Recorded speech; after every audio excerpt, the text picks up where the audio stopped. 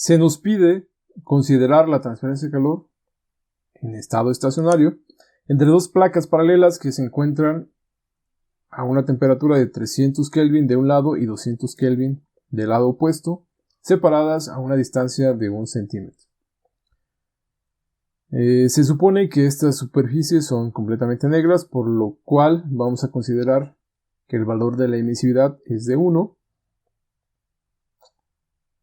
Además de que hay que analizar esta razón de transferencia de calor por unidad de área superficial, es decir, por cada metro cuadrado. Tenemos que estas placas, si las vemos en estos diagramas, en medio de estas dos placas hay diferentes materiales. En el inciso A tenemos únicamente aire. En el inciso B tenemos que estas placas están al vacío. Y en el inciso C tenemos un aislamiento. Y este aislamiento es de uretano. Sí, aquí tenemos uretano. Mientras que en el inciso D tenemos un superaislamiento. Como nos interesa conocer la razón de transferencia de calor total que ocurre en los diferentes casos, nos vamos a apoyar en lo que ya habíamos estado revisando en la sección 1.9 de la cuarta edición del libro de transferencia de calor de Yunus Asengil. Y bueno, aquí en estos diagramas, en la figura 1.42, vemos que cuando es un sólido opaco, únicamente vamos a estar considerando lo que es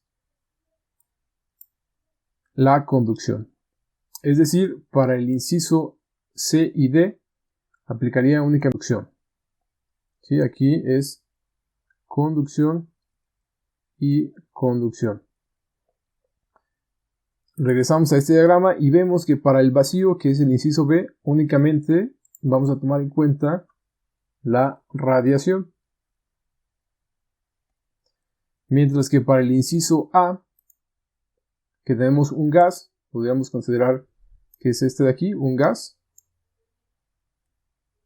Tenemos presente la radiación, además de que puede ser conducción o convección.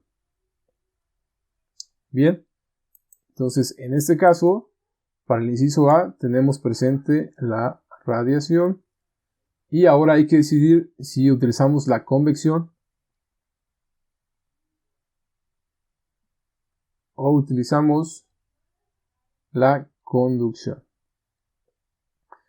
Por las características de este esquema, una separación de 1 centímetro es una distancia relativamente corta, por lo cual aquí podemos decir que es más importante la conducción que la convección.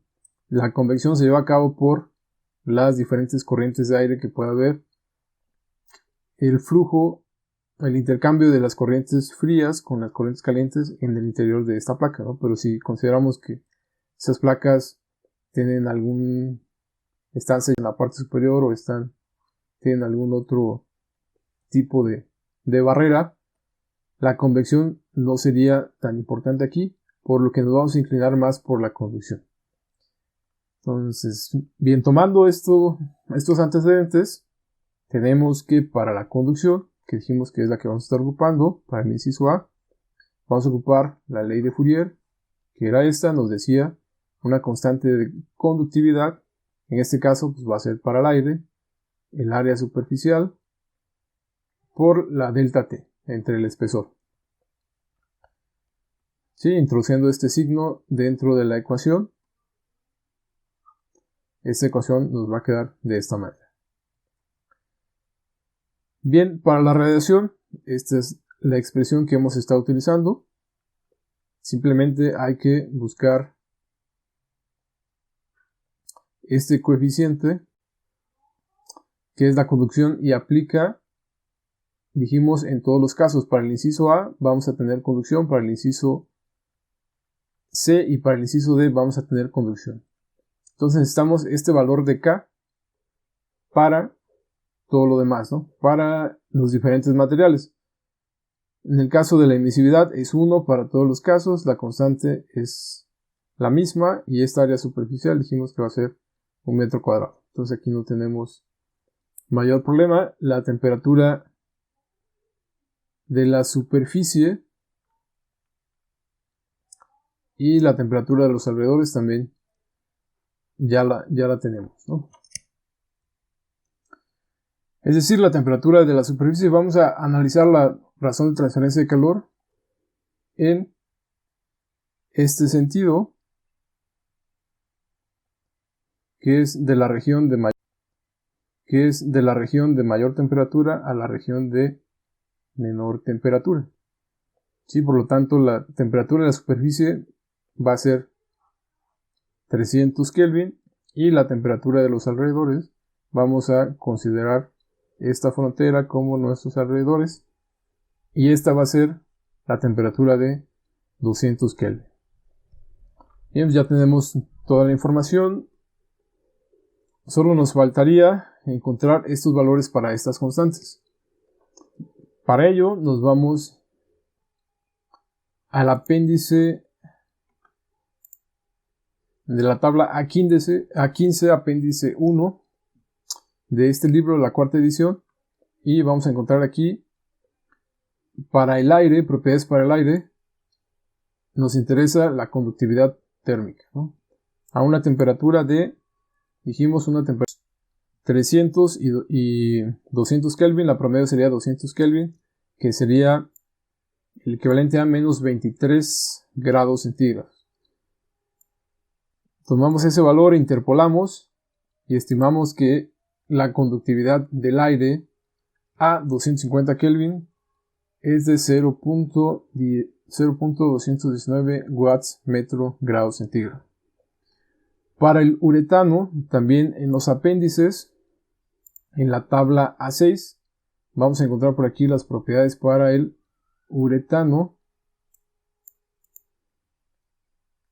que está aquí, se alcanza a ver la bandita, y es de uretano, mezcla de dos partes, espuma rígida, conductividad térmica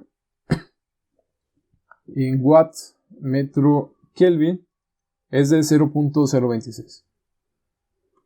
El detalle es que esto da una temperatura de 24 grados centígrados. No obstante, no tenemos más información, y para un material sólido esta propiedad cambia muy poco con respecto a la temperatura, por lo cual, sin miedo a tener un error importante en el cálculo, vamos a tomar este valor de 0.026 como conductividad térmica para el uretano. Bien, y para el superaislante, pues ya ese valor nos lo da el ejercicio, que es este, ¿no? 0.002 o 2 por 10 a la menos 4 watts metro grados centígrados. Continuando con los cálculos, dijimos que para el inciso A, los mecanismos de transferencia de calor que vamos a considerar, o los más importantes, son la conducción y la radiación. Calculamos primero la conducción cuando tenemos el aire, y es únicamente sustituir la constante de conductividad térmica para el aire, 0.0219 por un metro cuadrado de área superficial, por esa diferencia de temperatura. Dijimos 300 Kelvin menos 200 Kelvin, y aquí esto es la longitud. Teníamos que era 1 centímetro, hay que dividir 1 entre 100, nos va a quedar 1.01 metros. Entonces con ello vamos a obtener un valor de 219 watts que se están perdiendo por conducción. Mientras que por radiación sustituimos el valor de la emisividad, vale 1, la constante de Stefan Boltzmann, 5.67 por 10 a la menos 8 watts metro cuadrado, el área superficial 1 metro cuadrado, temperatura de la superficie 300 Kelvin a la cuarta menos 200 Kelvin a la cuarta. Con esto, por radiación, las pérdidas de calor son de 368.55 watts. Entonces vemos aquí el mecanismo dominante es el de radiación, y la pérdida total sería la suma tanto de las pérdidas de calor por conducción y por radiación, y obtenemos que es de 587.55 watts para este primer inciso, donde las placas están separadas únicamente por aire. Para el inciso B hablamos únicamente de vacío. Dijimos que aquí es importante únicamente la radiación y nos va a dar el mismo valor que ya arriba, ¿no? 368.55.